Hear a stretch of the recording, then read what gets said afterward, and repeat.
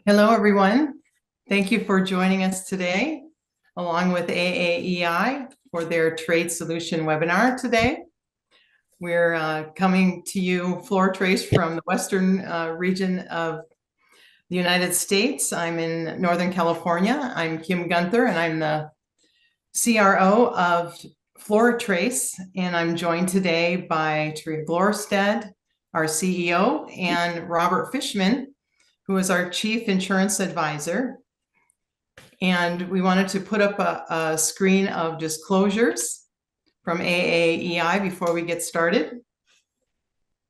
And throughout our presentation today, you can use the Q&A box at any time.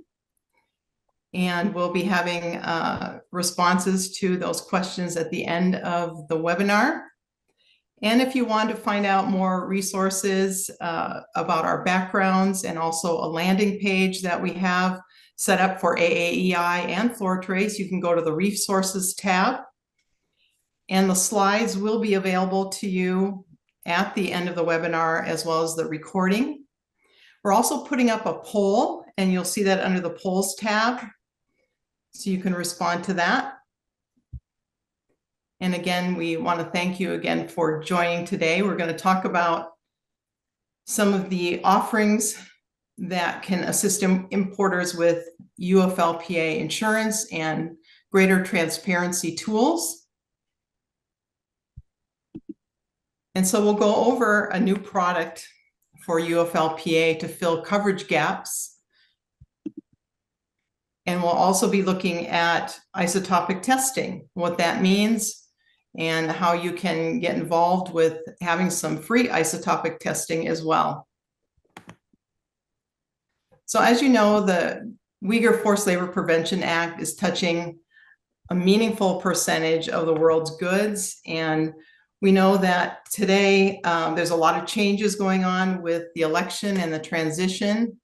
And there's strict enforcement today, but we believe that this strict enforcement will continue as Marco Rubio has championed UFLPA and will also be Secretary of State and will be part of the Forced Labor Enforcement Task Force as well. So with tariffs and everything going on, we'll take a wait and see approach, but we believe that we'll see additional entities added. So you can see from the U.S. Customs and Border Protection website that we have some metrics. I believe these are from September, and already 3.56 billion of goods have been stopped. And we continue to see even more goods added and more industries added to the entity list.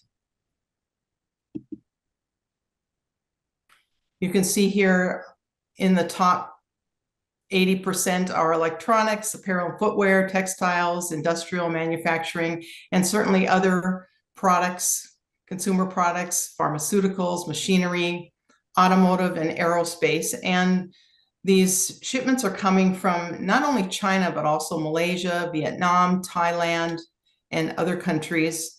And so it's showing that suspicion of forced labor is really how you get a detention notice from UFLPA. You may have done everything right, but there's still a threat for importers of a UFLPA detention, and it's not if, but when, because the trends are showing CBP adding targets, and they have a $19.9 million budget for 2025.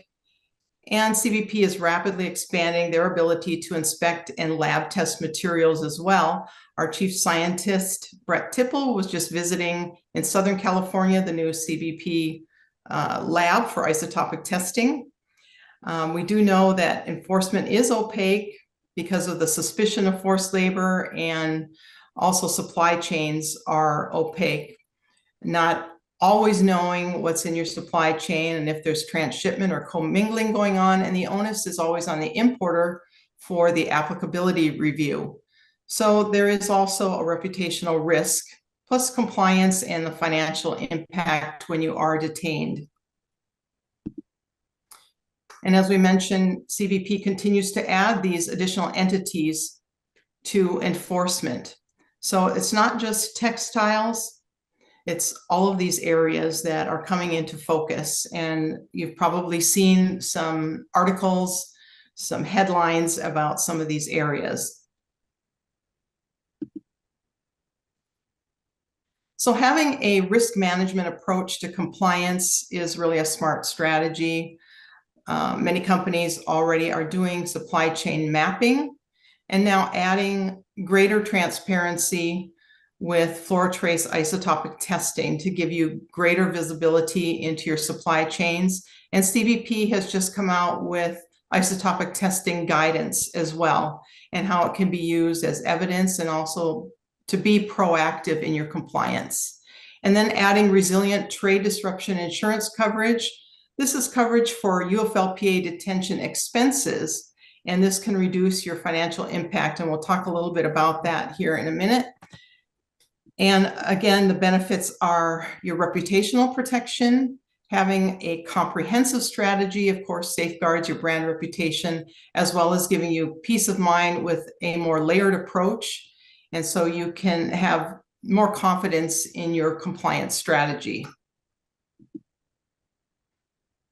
So resilient trade disruption insurance really fills a coverage gap. This is a new innovative product, and it protects importers from the financial impact of a UFLPA detention for suspicion of forced labor. Covered expenses range from storage costs, if you aren't using free trade zone, the legal fees, of course, consulting fees, additional shipping costs that could be demurrage or drayage resulting from your detention, or maybe destruction and you have to re-export goods, and tracing expenses as well to do your applicability review. And this is not an exhaustive list, but these are some of the expenses that could be covered. And 25% of your limit can be advanced to cover immediate costs. And there's no physical damage required here. Cargo and shipper's interest insurance does not cover UFLPA expenses. And there's no existing insurance coverage in the market except for resilient trade disruption insurance to cover these expenses. This is a flexible coverage. There's options for small to medium importers as well as large importers, and we can be excess of a self-insured retention as well.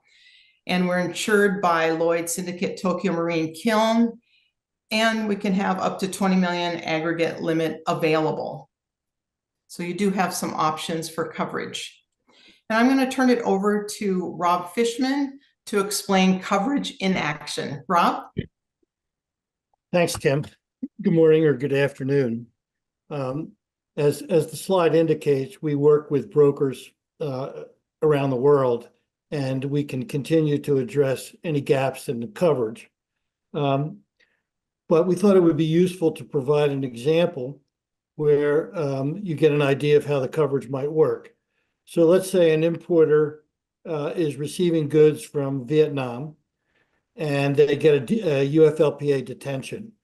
Obviously, there's immediate expenses that would come into play, and as Kim indicated, we can advance up to 25% of those expenses, although we would need ultimately copies of what those expenses are to ultimately evaluate it. So the example is, let's say you have $100,000 for the average value of an import. You do about 20 shipments a year. The limits that would be provided would be $40,000. The policy typically covers 40% of the value of the invoice. And we use $200,000 per occurrence, or $40,000 as an aggregate, so that you would have limits of $40,000 for each loss, $200,000 for an aggregate on an annual policy. We would estimate the premium to be about $80 to $120 a shipment. However, that would be dependent on potentially points of origin, types of material, risk tracing capabilities that you have, history with the vendor, prior detentions, etc. And I noticed from the poll already that 4 of you don't use either testing or don't have supply chain tracing or use isotopic testing. So this would be a perfect example of the type of coverage you might have, particularly if you're not engaged in any of those activities at this point. It's a coverage that I think will be more in demand as time goes on, as the administration about to come in is even more dedicated to enforcement of the Uyghur Forced Labor Act than the current administration, which has also been dedicated to it. And from that, I'll turn it back to you, Kim. Thanks, Rob. So as we've talked about, trade compliance does demand greater transparency with this increased funding and stricter enforcement of UFLPA. So I'm going to turn it over to Terje Glorstead, and he is going to talk a little bit about isotopic testing. Terje? Yeah, thanks, Kim. So when it comes to isotopic testing, it's important for a number of different reasons. So one is that, just clearly, if you're an importer or you're working with importers, receiving a detention from the CBP is painful in the form of just expenses, but also in the form of a delayed delivery of goods. We also see quite a few of our clients is using it to kind of make sure that their vendors and suppliers, are telling them, the truth when it comes to the origin of the raw materials. So let me go into some more details here around really what is isotopic testing. I'm sure a lot of you know about it, but let me see if I can get this thing closed here. So isotopic testing is basically to identify the geographic origin of raw materials. Right now the focus from the CBP is on organic materials, for example, cotton, coffee beans, tomatoes, and so on. But this technology can also be used for non-organic materials as well. So basically what it does is that when a plant grows in its environment, it picks up kind of the signature of the local environment, and that is what we can then detect. What is the fingerprint of that particular raw material? So in addition to kind of the standard isotopic testing approach, we are using some new IP we have developed, and we call it for ISOscape, where we are able to really dig down into more details when it comes to where material comes from. So, for example, if you are, and we have some vendors or some clients who are sourcing material from China. They still want to source material from China because of there is actually quite good quality in certain cases, and the cost is low. But they want to make sure that none of the material comes from the western region of China. So with this ISOscape technology now, we're able to make sure that they can still source raw material from China, but make sure that they don't source anything from the western region of China. So that is something that we are now talking to the CBP about. They're interested in licensing this IP, and we see this as a pretty powerful additional tool on top of the basic isotopic testing. Another, I think, advantage we have here from talking about our competitors is that we have a distributed laboratory network. So we just don't have one lab, but we have a number of different labs in the US, but also in Malaysia, Vietnam. We have set up now a lab in Fayette. I'm sure a lot of you know that Walmart is located there, and that's part of the reason for having a lab set up there as well. But because we can then have a lab network around the world, we also then have a very quick delivery of results and reports as well. And then when you have a lot of testing done from us, you then also get access to a portal where you then can look at hundreds of reports, and you can then organize it. You can filter the results and so on. So that's something that we provide to our larger customers. So the benefits then is, as we talked about, it's just risk management. It helps with the procurement of the materials. It helps with compliance, particularly from a CBP point of view, being able to show that you are proactive, meaning that you don't try to do isotopic testing after you have been stopped by the CBP and received a detention, but actually are proactive ahead of time. Because when you do get stopped, you have a limited amount of time to provide the evidence. So being proactive is quite important. And the beauty then of isotopic testing is that we're actually testing the real material, and the material doesn't lie. We don't have paperwork, blockchains, or anything like that. It's really we're just looking at the raw material. The only thing we need, if for example in the case of cotton, we need a cotton shirt, for example, and that's all we need. We can then identify where the cotton in that shirt comes from, even if it's mixed with cotton from different sources. And then when it comes to compliance, one thing we have seen quite a bit of now is that a lot of our clients really appreciate that if their goods is, basically goes to jail when it gets stopped by the CBP and it sits in a warehouse at the port, we are then able to help clients get out of jail quicker.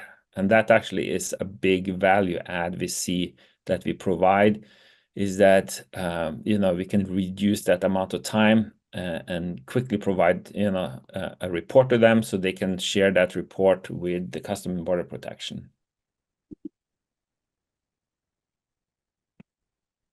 And that was all about isotopic testing. And Kim, back to you. So if you'd like to get started working with Rezylient, having this kind of coverage, you can certainly contact us. If you're outside of the state of California, we also have a contact with Willis Towers Watson, and we'd love to share more with you and your risk management team as well. And there is an offering of a free isotopic sample kit and consultation with your insurance application for quote. And we also are offering our risk management program as well, for not only being proactive, but also urgent isotopic testing, where we have a 10-day turnaround. And we also offer a free isotopic analysis if you're in receipt of a UFLPA detention notice as a policyholder. And so those are some things that you'll see on our landing page up at the top of the page that you can click on, and you'll be able to get more information there. So with that, as we mentioned before, the recording and the slides will be available to you after this webinar. And if you have any questions, be sure to get in contact with us. Thank you again for hosting us, AAEI. Thank you for joining.